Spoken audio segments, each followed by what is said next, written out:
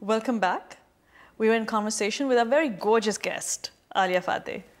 Do you feel that women celebrate other women enough? No. Why is that? Insecurity, fear, whole mess of rubbish, which is probably to do with their own messed up head. I think there's a great quote, and probably lots of people have used it, maybe sitting on this sofa. Madeleine Albright. It's in there. Yeah, it's a place in hell reserved for women who do not help other women in the workplace. And there are a lot of people who don't. However, just as that, I would say, there are a lot of people who do, who actually set themselves up to mentor other people. And but they're why wonderful. do you think that women are like that? Why are they inherently insecure? Why does another good-looking woman or confident woman or woman who's doing really well? Why? You want to know why? Look back. Look back to where does all your confidence come from when you're a child? From your parents. And I'm very blessed that I've had a very strict mother, yes, but also an incredibly strong support system. I've had a father who has always told me that I can do anything that I want to do and has pushed me. And even now, you know, when I was at Tatler, I just had my second baby and I was sort of sitting in the car and driving home with him, and he sort of said, "So what are you going to do next?" And I said, "Sorry?" I was like, "Dad, you know, I'm barely recovered from having a baby. Leave me alone." And he said, "But there must be something else. Now, what's your next step? What are you going to do next?" So if you have that foundation, a lot of people don't, and I'm not saying that, you know, I do realize that I'm incredibly blessed from that front. I don't look to other people for approval, approbation, anything anymore. I think that comes with age. I think it comes with having children and knowing yourself. I think to be self-aware is the biggest gift that you can have, and the biggest gift that you can give to yourself is whatever you are doing, be aware of what you're doing, be in the moment. So if you are at home with your children, even if it's for half an hour, don't pick up the phone, don't start, you know, fluffing the pillows, whatever. Be with them for that half an hour, because you can give them that half an hour. Alia, why did you leave Tatler? Because I got this wonderful chance to do something bigger, and Tasnaka came looking, and were you bored after 9 years? I think it wasn't so much bored. I had my children, and it was a safe place. And I think what we were saying, that thing about, you think, what would happen if you left? What would happen? Well, unless you don't try it, you're not going to find out. Now, you have two lovely daughters. Yes. And you've had to manage a very demanding career. Yeah. And juggle at home. How does one balance? You never achieve balance. I think I'll achieve complete balance, you know, the perfect thing. It's always work under progress. Yeah, literally the day before, like I drop or something.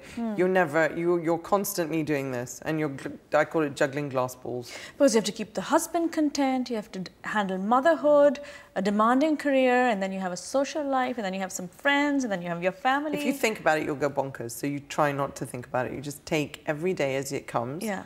And at the end of the day, forgive yourself for all the mistakes that you've made and start the next day fresh. Now, you had postnatal depression after your daughter. How did you cope? I think I just... Did you, how does one know? I didn't know.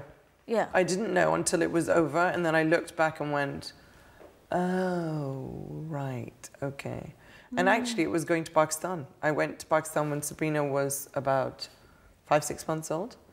And my sister literally put me back together again. She took the baby away, looked after the baby, put me to bed. I think I slept for 3 days for the first time in ages.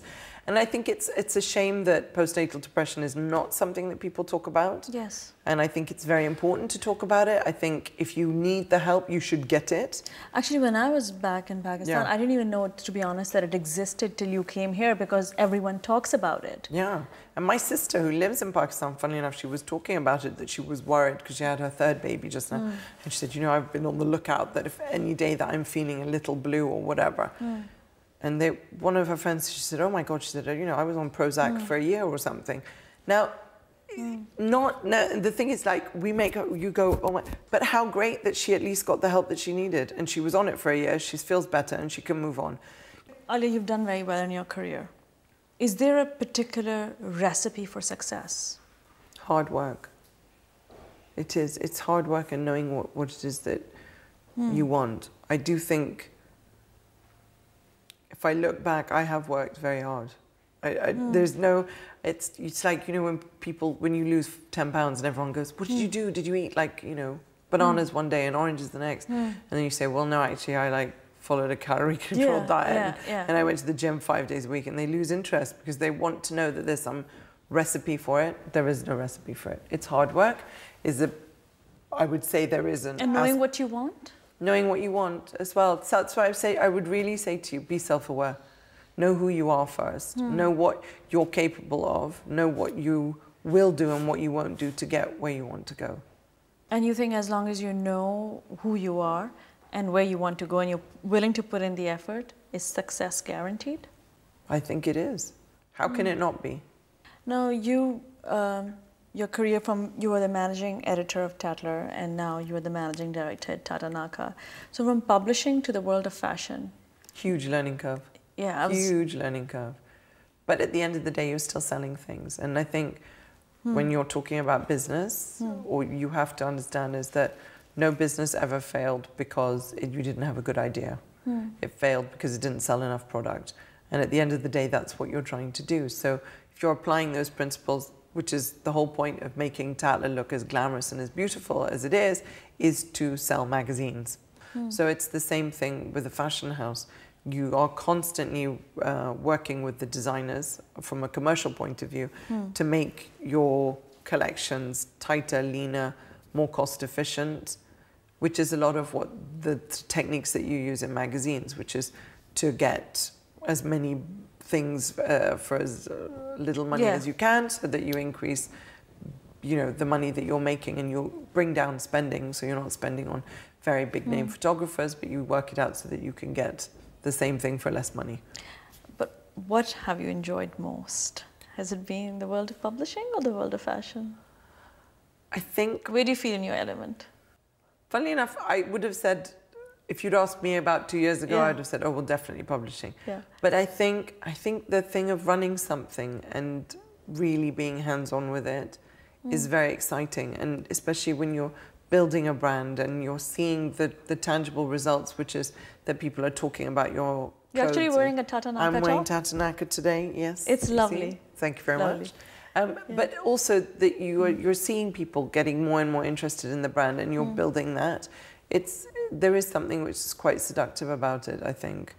Now, you also belong and are one of the founding members of this really exciting club called the Sorority Club. Which is, it's fabulous. It is such a phenomenal concept. So you have to tell us about it. Well, this wonderful woman, Lisa Tse, who is incredibly talented and works a lot with luxury brands and building people's most amazing websites, etc., and coming up with concepts from a product point of view, etc. She asked me to be part of this thing, and I said, well, what is it? I said, I'm always loath about joining things, etc. And she said, I want to create a forum where women can interact with each other and a safe place, I suppose. For me, that's what, when I go for my sorority events, they're great fun, but they are also like a sort of a safe place where you can say, I'm having a problem with this. Has anybody else experienced it?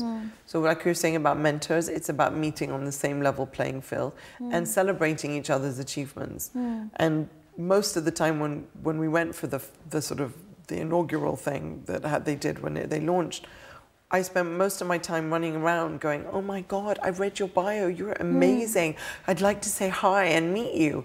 And other people were coming and doing the same thing to you, and you're like, me, I'm nothing, but you, I read you, what you've done amazing. And you're so humbled by what all these women collectively and individually have achieved, that it's a great honor to be part of it. What's next for Ahlya Fateh?